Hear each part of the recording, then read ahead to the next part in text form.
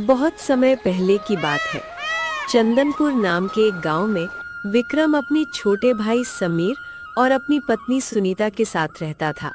विक्रम और सुनीता समीर से सुबह से शाम तक ऐसे काम करवाते थे मानो वो घर का कोई सदस्य न होकर एक मजदूर हो। बागान की खुदाई, जंगल से लकड़ियां लाना, भेड़ें चराना और पूरे घर की सफाई। इतनी मेहनत के बावजूद उसे ढंग से पेट भरने को भी नहीं मिलता था। भाभी, क्या थोड़ा और रोटी मिल सकती है? अभी तो मेरा पेट आधा भी नहीं भरा। अरे पहले क्यों नहीं बताया? अब तो बर्तन खाली हो चुके हैं और दोबारा चूल्हा जलाने का वक्त कहाँ है मेरे पास। आप तो रोज यही जवाब देती हैं भाभी। जब आपको पता है कि मेरी भूख ज्यादा है तो हिसाब से क्यों नहीं बनाती? ओह, अब तुम मुझे समझाएगा? इतनी ढिठाई आ गई तुझमें कि अपनी भाभी से जिरहा करेगा। रुक, अभी तेरे भैया को बुलाती हूँ। विक्रम, जरा इधर तो आओ, अपनी इस लाडले भाई की जबान सुनो।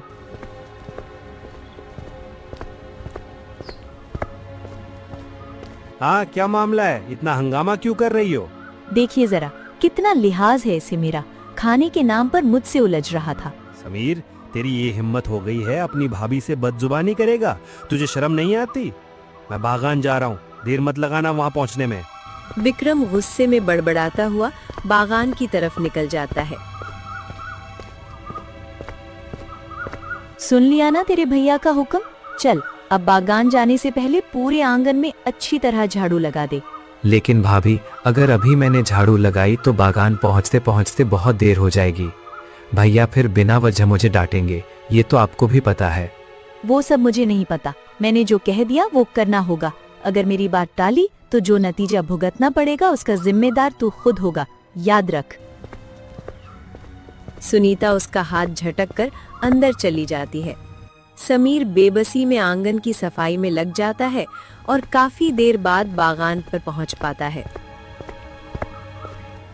इतना वक्त क्यों लगा दिया आने में? क्या बागान के रास्ते में कहीं दिन में ख्वाब दिख रहा था? मैं तो जल्दी ही निकल रहा था भैया, लेकिन भाभी ने जाने से पहले पूरे आंगन की सफाई करने को कह दिया था, उसी में वक्त लग गया। बहानेबाजी की भी एक सीमा होती है। हर बार झूठे तर्क लेकर हाजिर हो जाता है। चल, काम पर लग जा, कहीं का निकम्मा। मैं घर जा रहा हूँ, सारा काम खत्म करके ही लौटना।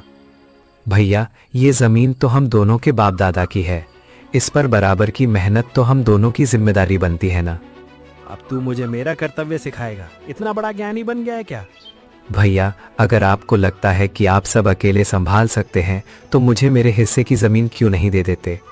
ये सुनते ही विक्रम का खून खौल उठता है, लेकिन वो किसी तरह अपना गुस्सा दबाकर एक दांव चलता है।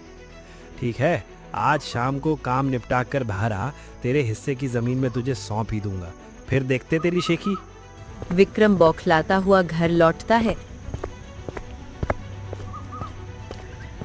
और अपनी पत्नी के पास जाता है। सुनीता, एक बात साफ साफ बता, क्या तूने सच में समीर को बागान जाने से पहले आंगन साफ करने को कहा था? मैं नहीं तो, मैंने तो अभी अभी खुद झाड़ू लगाई है। वो तुम्हारे सामने मेरी झूठी शिकायत कर रहा था बस। तो वो मुझसे झूठ बोल रहा था? इतनी हिम्मत हो गई है उसकी? लेकिन एक और मुसीबत खड़ी हो गई है।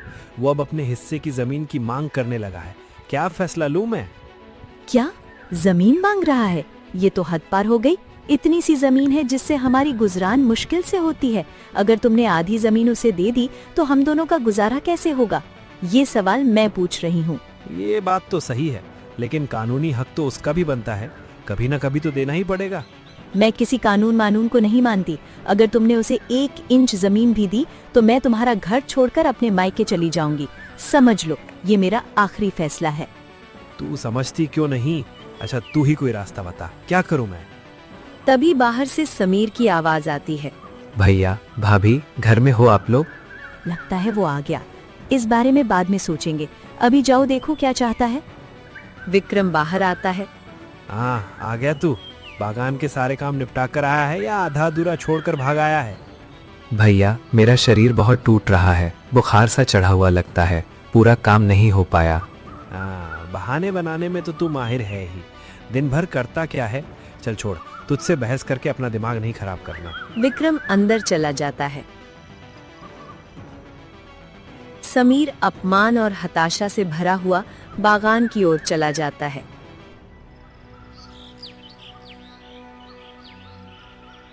बागान पर पहुंचकर वो मिट्टी पर बैठ जाता है और अपनी किस्मत पर आंसू बहाने लगता है। हे भगवान, मैंने ऐसा कौन सा पाप किया है जिसकी सज़ा मुझे रोज़ मिल रही है। काश माँ बाप जिंदा होते तो शायद मुझ पर इतना जुल्म ना होता। अपने ही भाई का गुलाम बनकर रह गया हूँ और ऊपर से वो मुझे हर वक्त नाकारा कहता है। उसके विलाप को पास से गुजर रहे गांव के बुजुर्ग व्यक्ति शंकर दादा सुन लेते हैं। बेटा समीर, किस्मत को कोसने से कुछ नहीं बदलेगा। ये तुम्हारी गलती नहीं है।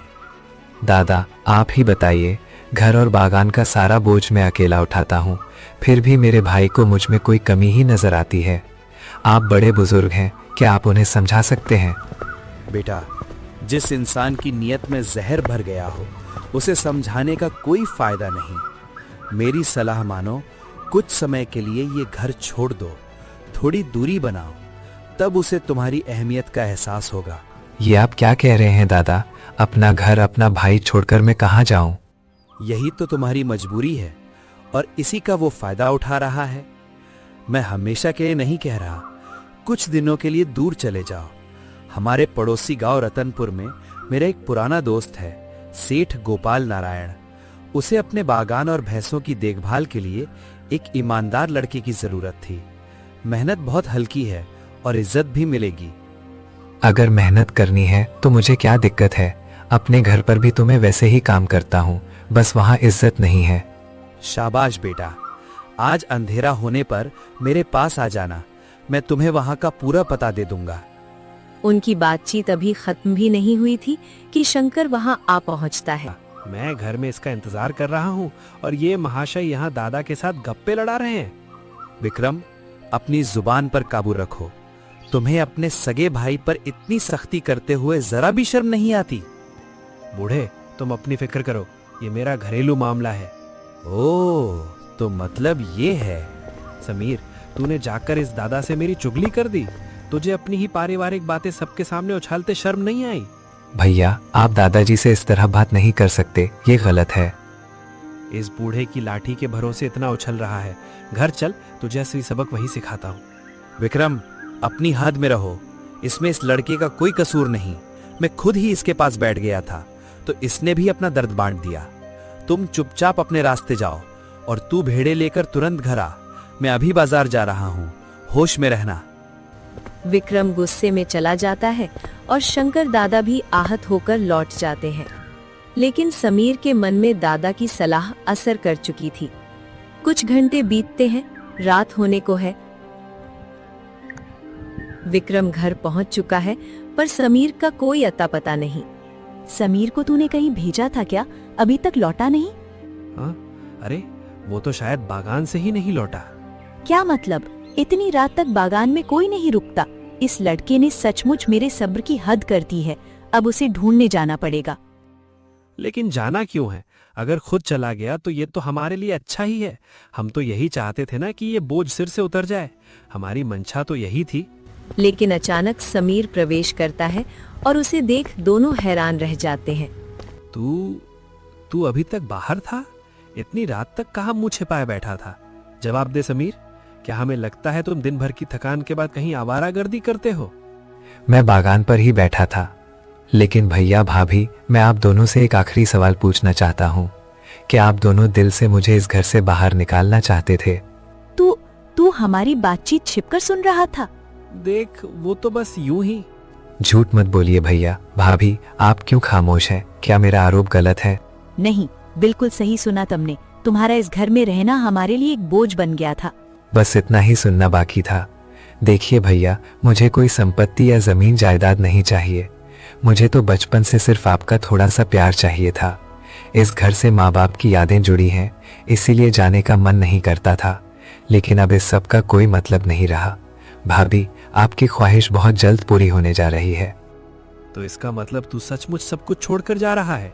हाँ, बिल्कुल सही समझे आपने। हाँ तो जा, मैं भी देखना चाहता हूँ तू कहाँ जाएगा। बाहरी दुनिया का कोई ठिकाना नहीं। कल शाम तक वापस इसी दहलीज पर खड़ा मिलेगा। आप गलत सोच रहे हैं भैया। मैं एक बार जो कदम उठाऊंगा फिर लौटकर आपकी दहलीज पर कभी खड़ा नहीं होऊंगा। इतना कहकर समीर अपने कमरे में चला जाता है और सबके सो जाने का इंतजार करता है।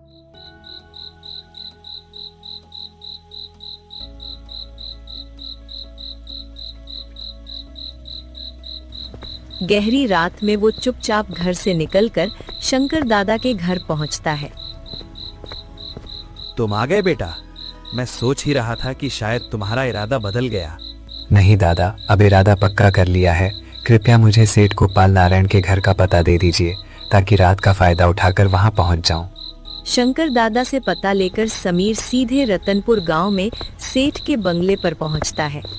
सेठ रात की ठंडी हवा में आंगन में टहल रहे थे। कौन हो तुम नौजवान, और इस आधी रात को कहां से आ रहे हो? प्रणाम सेठ जी, मेरा नाम समीर है। मैं चंदनपुर गांव से आ रहा हूं। मुझे शंकर दादा ने आपके पास काम के सिलसिले में भेजा है। अच्छा, तो तुम वही समीर हो। शंकर ने तुम्हारी तारीफ में काफी कुछ कहा है। अंदर आओ, मैं तुम्हें तुम्हारे रहने का इंतजाम दिखाता हूँ। एक पल सेठ जी, मैं आपका शुक्रगुजार हूँ, पर पहले ये तो बताइए कि मुझसे क्या काम लिया जाएगा।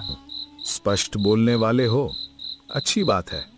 तुम्हारा काम बहुत सीधा है, मेरी भैंसों और बागानों की देखभाल, यही कुछ छोटे मोटे रोजमर्रा के काम। इसके बदले में 3 वक्त का पौष्टिक भोजन और तनख्वाह के रूप में हर माह 10,000 रुपए तुम्हारे होंगे। मुझे मंजूर है सेठ जी। अब कृपया मुझे मेरा कमरा दिखा दीजिए। चलो मेरे पीछे आओ। सेठ जी, कमरा तो बहुत अच्छा है। अब बताइए, सुबह से पहले मेरी पहली जिम्मेदारी क्या रहेगी? पहली जिम्मेदारी? आज तो तुम बस आराम करो। किसी पराए घर में पहली बार आए हो, थक गए होगे। बाकी सब कल से शुरू करना। ये कहकर सेठ चले जाते हैं। समीर सोचता है, ये पहला मौका है जब किसी ने मुझसे काम से पहले आराम करने को कहा। मेरे अपनों ने तो मुझे हमेशा एक मशीन की तरह इस्तेमाल किया। मैं इस भरोसे पर कभी आंच नहीं आने दूंगा। सेठ गोपाल नारायण का कोई परिवार नहीं था, इसलिए वो एक योग्य उत्तराधिकारी की तलाश में थे। शंकर दादा के शब्दों और समीर की आंखों की ईमानदारी को देखकर उन्हें लगता है कि यही वो लड़का है, लेकिन इसके चरित्र की असली परख तो अभी बाकी है। अगली सुबह से समीर पूरी लगन से काम में जुट जाता है। कुछ हफ्ते यूं ही गुजर जाते हैं। एक रात सेठ सोचते हैं, इस लड़के में लालच नाम की कोई चीज है ही नहीं। ये बिल्कुल वैसा ही है जैसा मेरे उत्तराधिकारी को होना चाहिए। अब इसकी आखिरी परीक्षा का वक्त आ गया है। सेठ एक थैले में भारी मात्रा में नकद पैसे रखकर चुपके से समीर के कमरे में रख देते हैं।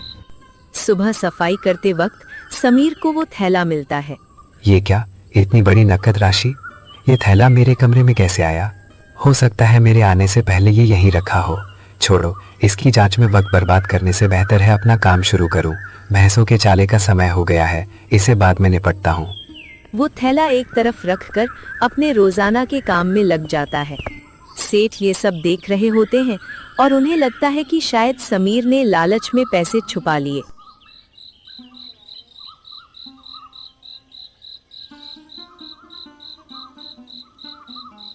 शाम ढलते ही समीर वही थैला लेकर सीधे सेठ के कक्ष में पहुंचता है।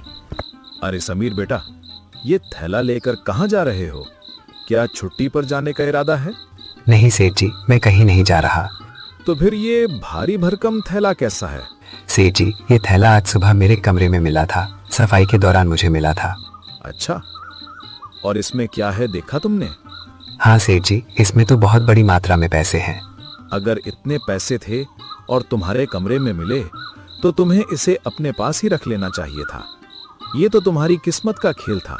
सेठ जी, हो सकता है वो थैला मेरे कमरे में मिला हो, पर वो मेरा नहीं है, और जो चीज मेरी निजी संपत्ति नहीं है उस पर मेरा कोई हक नहीं बनता। ये पैसा आपको लौटाना मेरा नैतिक फर्ज है।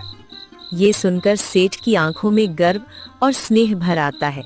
बेटे, तुमने मेरा दिल जीत लिया। कृपया बुरा मत मानना, ये थैला मैंने ही जानबूझकर तुम्हारे कमरे में रखवाया था। मैं तुम्हारी ईमानदारी की आखिरी कसौटी ले रहा था। और तुम उसमें खरे साबित हुए हो। कैसी परीक्षा सेठ जी? मैं तो कुछ समझा नहीं। बेटे, जैसा कि तुम जानते हो, भगवान ने मुझे संतान का सुख नहीं दिया।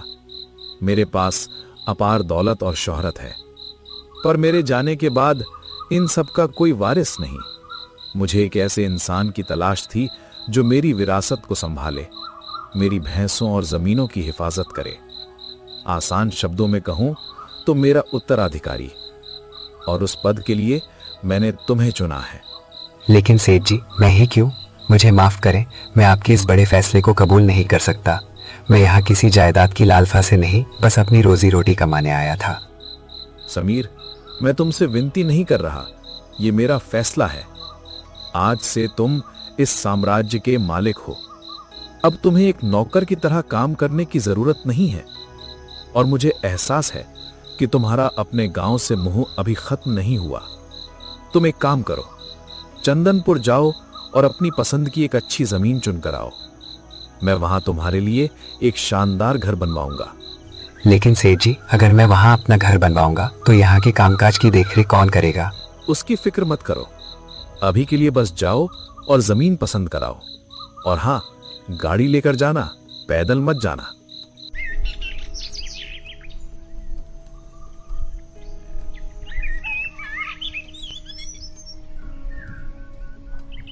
अगली सुबह समीर एक शानदार गाड़ी में अपने गांव पहुंचता है। वो अपने पुराने घर के आसपास जमीन खरीदने की नियत से मालिक की प्रतीक्षा करने लगता है। उसे वहां खड़ा देख विक्रम और सुनीता ताने मारने पहुंच जाते हैं।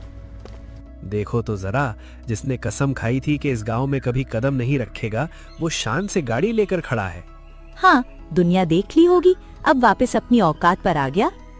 मैंने कभी नहीं कहा था कि गांव नहीं आऊंगा। मैंने कहा था आपकी दहलीज पर कदम नहीं रखूंगा, और मैं अपने वचन का पक्का हूँ। तो फिर यहाँ क्या करने आया है? मुझे यहीं अपना नया घर बनवाना है, तो जमीन का जायजा लेने आया हूँ। हाँ, ये गाड़ी भी तो शायद किसी से उधार मांगकर लाया होगा अपनी झूठी शान दिखाने। दोनों का ये उपहास चल ही रहा था कि शंकर दादा वहां आ पहुंचते हैं। विक्रम, सुनीता, क्या तुम दोनों का कोई इलाज नहीं है?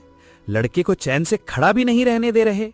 अरे दादा, हम तो अपने ही भाई से मजाक कर रहे थे, आप बीच में क्यों कूद रहे हैं? मजाक? तुम्हें मालूम भी है कि जिसे तुम नीचा दिखाने की कोशिश कर रहे हो वो अब किस मुकाम पर है? रहने दीजिए दादा, इन बातों का कोई मतलब नहीं रह गया। नहीं समीर, अब बहुत हो गया। मैं तुम दोनों से पूछता हूं, क्या तुम सेठ गोपाल नारायण को जानते हो? बेशक, उन्हें कौन नहीं जानता। पूरे इलाके के सबसे रसूखदार व्यापारी है। पर इस बात का इससे क्या वास्ता? बहुत बड़ा वास्ता है। जिस समीर को तुम लोग नौकर समझते थे, वो आज उसी सेठ गोपाल नारायण की करोड़ों की संपत्ति का इकलौता वारिस है। ये सुनकर विक्रम और सुनीता के चेहरों का रंग उड़ जाता है। लालच और पछतावे का मिश्रण उनकी आंखों में साफ झलकने लगता है। समीर मेरे भाई, मुझे माफ कर दे। मैं अंधा हो गया था। मैंने तुझे कभी वो इज्जत नहीं दी जिसके तू हकदार था। मेरी गलती की कोई माफी नहीं है। देवर जी, मैं भी अपनी गलती मानती हूँ। मुझ नीच औरत ने तुम्हें बहुत सताया। कृपया हमें माफ कर दो और वापस घर लौट चलो। देखिए भैया और भाभी, मैं आप दोनों से कभी नफरत नहीं कर पाया। जब आप मुझ पर गुस्सा करते थे तब भी मुझे आपकी बातों में अपनेपन का एहसास होता था। लेकिन बीते हुए कल को लौटाया नहीं जा सकता। मैं फिर कभी आपके साथ नहीं रह पाऊंगा, क्योंकि अब मैंने एक पिता समान व्यक्ति को अपना वचन दे दिया है कि जिंदगी भर उनके साथ रहूंगा। इतना कहकर समीर और शंकर दादा कार में बैठकर चले जाते हैं। विक्रम और सुनीता अपने किए पर पछताते हुए धूल फांकते रह जाते हैं। समीर अब सेठ गोपाल नारायण के साथ इज्जत और सुकून का जीवन बिताने लगता है, क्योंकि इज्जत कभी भीख मांगने से नहीं मिलती, उसे कमाना पड़ता है।